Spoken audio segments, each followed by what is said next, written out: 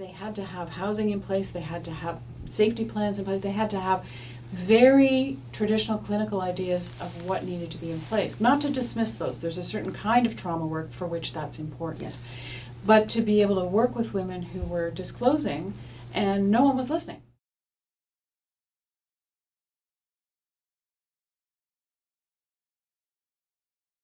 Each of you has a nugget of a very concrete moment where your knowledge of trauma and its effects really dictated how you intervened in a situation or what recommendation you made to another practitioner.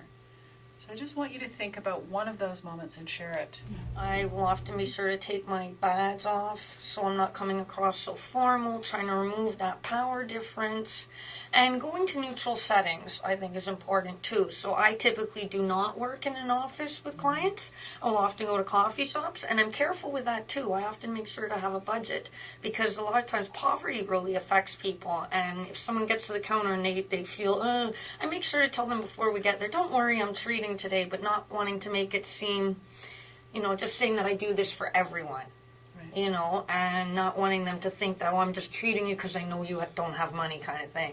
And just making the conversation open and accessible and trying to remove any concept of power and balance. If I need to do notes, I will do that after. Right. Because I feel that too creates a big power imbalance. And within the peer support model, and there is actually a lot of trauma-informed care approaches that are being addressed within the peer support model, which I think is great. So in our model, we really don't want to have that power imbalance to the best of ability, even though it's there because I'm being paid and they're not. So, right. Yeah. Right. Yeah. Mm-hmm. Okay. Anybody else have an example of how being trauma-informed changed the intervention that you made? Thinking about the hospital setting, because I'm working in a hospital setting, and hospitals are very good at re-traumatizing inadvertently with code whites, with announcements coming over the overhead, with the sterility of the hallways. There's all kinds of things that we inadvertently convey the wrong message. And I was thinking about a code white, so an emergency where the client had what is called a pseudo-seizure, which is a seizure that's not an actual neurological event, but is actually an expression of being overwhelmed.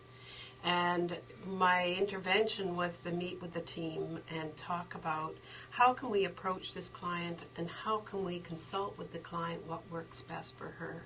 Because this would be an ongoing event, and so it wasn't going to happen on a one-time basis. And so we sat down and talked about grounding. We talked about being egalitarian, and we talked about getting consultation with her, what works for her in those kinds of situations, so she feels empowered. Because in that moment, it is a real expression of powerlessness too. If you're feeling like you don't have control of your body, it's a profound experience of powerlessness. I often talk about where that person is, but in an unconditional way, and accepting them for who they are and where they are, and just welcoming. I think that's a big part of it, is saying, I am so happy you're here. I had worked with a battered woman, and she had been severely beaten throughout many years of her relationship with her husband.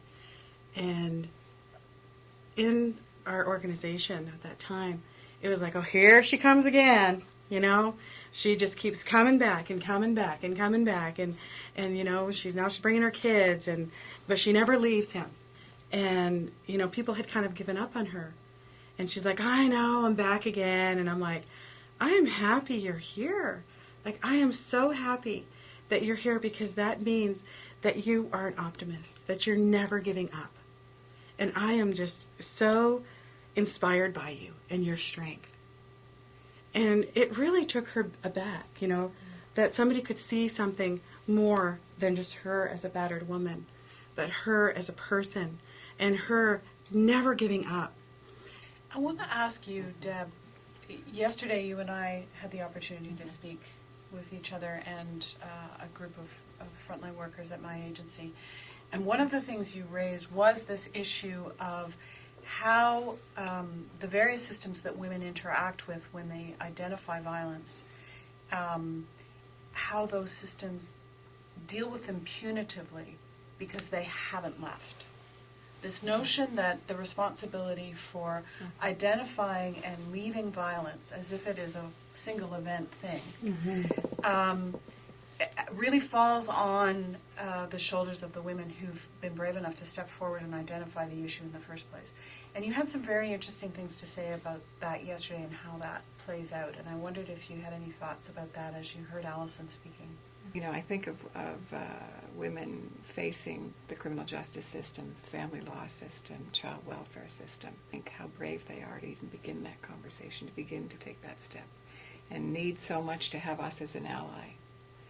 So anyone who might be listening here, even if you are just one voice in your whole system, your whole sector, but you're standing beside her, standing up with her. I think that was partly what we were talking about yesterday. Not just sitting with her, but standing up with her, having her back, having beside her. That makes such a huge difference when she faces these sectors. And the notion of believing her is a radical tool. Like that we believe what we hear when people don't make these stories up about what happens to them, these atrocities.